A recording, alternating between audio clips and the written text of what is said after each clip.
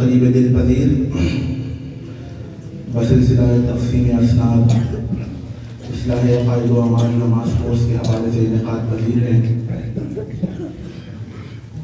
और इस महफिल के अंदर कसीर तादाद में मुफ्तियान किराम, मशाइख़ इज़ाम और मैदान अमल में बरसरे पैकार उलमाए दीन मौजूद हैं। अल्लाह ताला इनकी बरकतें हम सबको अता फरमाए।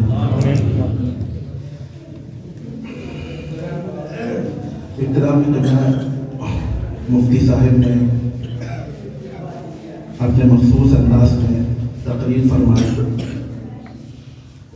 अल्लाह ताला उनकी तकरीर कबूल फरमाए, उनके इल्म व अमल में बरकतें अता फरमाए। आपने अपनी तकरीर में अक़ाइद, ईमान और अदब की बात की। सबसे पहले ये चीज़ अपने जहनों में बैठा लें, आमाल की मकबूलियत और आखिरत में कामयाबी का दारोमदार ईमानियात और अक़ाइद के साथ है। अक़ाइद की दुरुस्तगी होगी, ईमान पुख्ता होगा तो ही आमाल सालिहा इंदल्लाह मकबूल होंगे और आखिरत में आपको उन अमाल का बदला दिया जाएगा। इसी चीज़ को कुरान मजीद ने बयान फरमाया, मन अमिला सालिहन मिन ज़करिन अव उन्सा व हुवा मुमिन फलनुहयिन्नहु हयातन तय्यिबा व लनजज़ियन्नहुम अजरहुम बिअहसनि मा कानू यअमलून। कि जो मर्द और औरत आमाल सालिहा का इर्तिकाब करें, लेकिन शर्त यह है वह हुआ मुमिन, वो क्या हो? मुमिन हो, साहिब ईमान हो। अगर ईमान के साथ आमाल सालिहा का इर्तिकाब करते हैं तो अल्लाह ताला आगे फरमाता है फलनुहयिन्नहुम हयातन तय्यिबा, आखिरत में हम उनको पाकीज़ा जिंदगी अता करेंगे।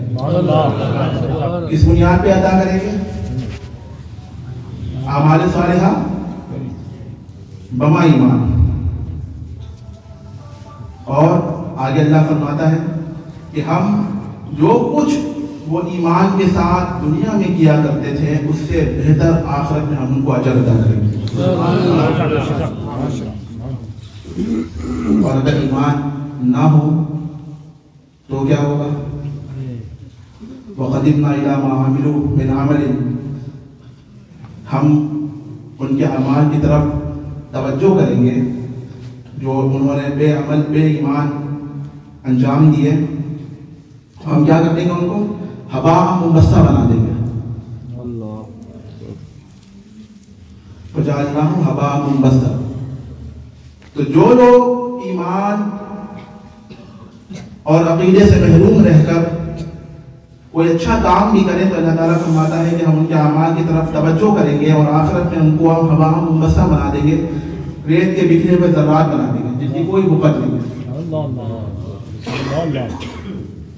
इससे ये मालूम हुआ कि हमारी सोसाइटी में, हमारे माशरे में आजकल एक बड़ा रुझान है और कहा जाता है कि इंसानियत की बिला तफरीक खिदमत करो, इंसानियत ही मजहब है। और ऐसे शुगर कोटेड सेंटेंसेस के साथ, जुमले के साथ लोगों को ये बावर कराया जाता है कि ईमान से पहले इंसानियत है, जबकि हकीकत यह है कि ईमान के अंदर इंसानियत है। इस्लाम के अंदर इंसानियत है। बगैर ईमान और इस्लाम के आप सारी जिंदगी मदर टेरेसा की तरह खिदमत करते रहे, सारी जिंदगी लोगों की कामयाबी और फलाह के लिए काम करते रहे, लेकिन ईमान अगर सलामत नहीं है तो ये बात यकीनी है कि आखिरत में इनका कोई अजर नहीं मिलेगा। आखिरत में अजर के लिए क्या शर्त है? वह हुआ मुमिन, ईमान हो और ईमान के साथ अमल सालेह हो। इसके बाद दूसरा दर्जा इल्म का है। किसका है? इल्म का है। क्योंकि यहाँ पर एक इल्मी सिलसिला चल रहा था इस्लाह عقائد و اعمال و نماز کورس کا وہ آج الحمدللہ اختتام پذیر ہوا، اور ہمارے محترم علامہ اشرف مہدوی صاحب داعی کے ساتھ تحسین و مبارکباد ہیں کہ انہوں نے اس ضرورت کو اور اس کی اہمیت کو سمجھا۔ عالم وہ ہوتا ہے جو اپنے سماج میں موجود خامیوں کی نشاندہی کرے اور ان کے ازالہ کے لیے کوشش کرے۔ تو انہوں نے یقیناً اس بات کا ادراک کیا ہوگا کہ یہاں پر جو لوگ آتے ہیں نماز کے لیے، ان کی نماز میں یا ان کی عقائد و ایمانیات میں کسی طرح کی کوئی کوتاہی ہے، کوئی کمی ہے، تو انہوں نے اپنے طور پر اصلاح عقائد و اعمال اور نماز کورس کا آغاز کیا، اور میری دعا ہے کہ اللہ تعالیٰ اس کورس کو اور ان کے عمل صالح کو ان کی نجات کا ذریعہ بنائے۔ آمین آمین۔ تو دوسری چیز ایمان کے بعد کیا ہے؟ علم ہے۔ علم کے بعد عمل ہے۔ علم ہے تو عمل ہے، اور علم کی اپنی اہمیت ہے۔ جب عبادت کی بات آئی تو اللہ نے اپنے حبیب صلی اللہ علیہ وسلم سے کیا فرمایا؟ یا ایھا المزمل قم اللیل الا قلیلا، اے مزمل، اے چادر اوڑھنے والے، رات میں قیام کر مگر کم کر۔ یہ عبادت کی بات ہے۔ لیکن جب علم کی بات آئی تو اپنے حبیب کے ذریعے سے امت کو پیغام دیا، وَقُلْ رَبِّ زِدْنِی عِلْمًا، اے اللہ، اے میرے رب میرے علم میں اضافہ فرما۔ نعرہ تکبیر، نعرہ رسالہ، نعرہ خلافت، نعرہ حیدری، علماء اہل سنت۔ تو سمجھے آپ اس فرق کو؟ جب عبادت کے معاملے میں اللہ تعالیٰ نے اپنے محبوب سے فرمایا کہ عبادت کرو لیکن کم کرو، تم نہیں رہتا قلیلا، لیکن جب علم کی بات آئی تو یہ پیغام دیا اپنے حبیب کے زبان مقدس سے امت کو، علم میں کسی قسم کی کمی اور کوتاہی نہیں ہونی چاہیے۔ اور جب علم ہو تو اللہ تعالیٰ کیا فرماتا ہے؟ یرفع اللہ الذین آمنوا منکم والذین اوتوا العلم درجات، کہ تم میں سے جن کو علم دیا گیا اور جو اعمال صالحہ کا ارتکاب کرتے ہیں، انہی کے درجات اللہ کے نزدیک بلند ہیں۔ اسی طرح ایک حدیث پاک میں اللہ کے نبی صلی اللہ علیہ وسلم فرماتے ہیں، مشہور معروف حدیث ہے، ترمذی اور ابو داؤد کے اندر موجود ہے، من سلک طریقا یلتمس فیہ علما او من سلک طریقا یبتغی فیہ علما سہل اللہ لہ طریقا الی الجنہ۔ حدیث پاک کے الفاظ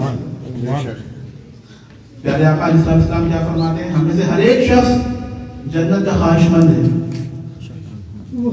جنت حاصل کرنا چاہتا ہے، اور پیارے آقا علیہ السلام فرماتے ہیں کہ تم میں سے جو شخص اس راستے کو اختیار کرے کہ جس پر چل کر وہ علم حاصل کرتا ہے تو اللہ تعالیٰ اس کے لیے جنت کا راستہ آسان کر دیتا ہے۔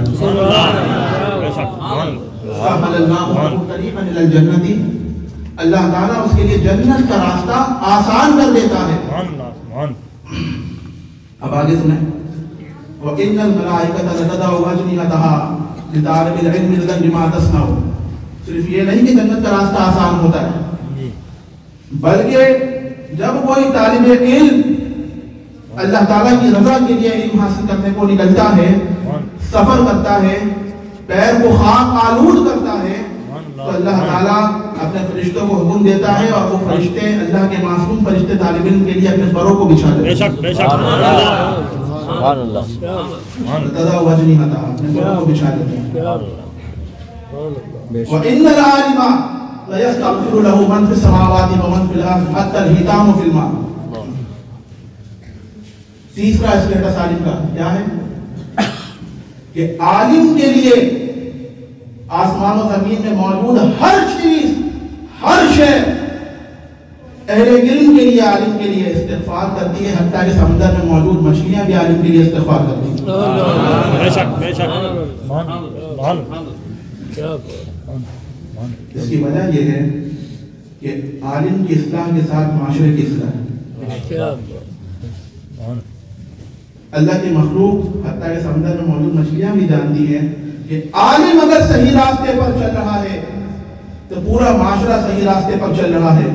عالم بگڑ گیا، فساد میں مبتلا ہو گیا، راہ راست سے ہٹ گیا، تو پورا معاشرہ انحطاط اور بستی کا شکار ہو جاتا ہے۔ اس لیے عالم کی خاطر آسمان و زمین میں موجود ساری مخلوقات حتیٰ کہ سمندر کی مچھلیاں بھی استغفار کرتی ہیں۔ وفضل العالم علی العابد کفضل القمر علی سائر الکواکب۔ عالم کی فضیلت، عالم کی اہمیت عابد پر ایسے ہے، اس طرح ہے کہ جیسے چودھویں کے چاند کی فضیلت سارے ستاروں پر ہے۔ عالم کے وجود سے معاشرہ علم کی روشنی سے چمکتا ہے۔ جہاں عالم موجود ہے وہاں دین کا نور موجود ہے، جہاں عالم موجود ہے وہاں گمراہی موجود نہیں ہے۔ تو عالم کی اہمیت کیا ہے عابد پر؟ جیسے چاند کی اہمیت، چودھویں کے چاند کی اہمیت سارے ستاروں پر۔ جب چاند موجود ہو، چودھویں کا چاند ہو، روشن اور منور ہو، تو سارے ستارے اس کی روشنی میں چھپ جاتے ہیں۔ اسی طرح کسی معاشرے میں صاحب علم باعمل عالم موجود ہے تو اس کی بھی یہی اہمیت ہے کہ وہ اپنے علم کی روشنی سے ایسے چمکتا ہے کہ سارے لوگ، ساری گمراہیاں جو معاشرے کے اندر موجود ہے وہ چھپ جاتی ہیں۔ بے شک بے شک۔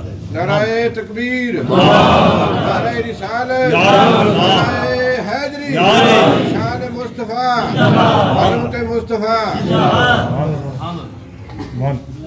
وَإِنَّ الْعُلَمَاءَ وَرَثَةُ الْأَنْبِيَاء۔ بے شک سبحان اللہ۔ حدیث کا مشہور و معروف ہے ہمارے ہاں کہ علماء کیا ہیں؟ انبیاء کے وارث ہیں۔ وَإِنَّ الْأَنْبِيَاءَ لَمْ يُوَرِّثُوا دِينَارًا أَوْ دِرْهَمًا وَيُوَرِّثُوا عِلْمًا فَمَنْ أَخَذَهُ أَخَذَ بِحَظٍّ وَافِرٍ، كما قال النبی صلی اللہ علیہ وسلم۔ اور یہ جو انبیاء ہیں یہ کسی کو دینار اور درہم کا وارث نہیں بناتے ہیں، اگر وارث بناتے ہیں تو علم کا وارث بناتے ہیں۔ تو تم میں سے جس کو علم ملا اس کو ایک وافر حصہ ملا، ایک بڑی برکت ملی۔ علم ہوگا تو آپ کی نمازیں قبول ہیں۔ بے شک۔ بغیر علم کے، بغیر مسائل کے جانے عبادت سے نہ تو عبادت کی روحانیت ملتی ہے نہ وہ عبادت عند اللہ مقبول ہے۔ عبادت کی تصحیح اس وقت ہوگی جب آپ کو عبادت کے بارے میں مسائل کا علم ہوگا، اور جب بندہ علم حاصل کرتا ہے اور عمل کرتا ہے تو پھر وہ تقویٰ کے مراحل طے کرنا شروع کر دیتا ہے۔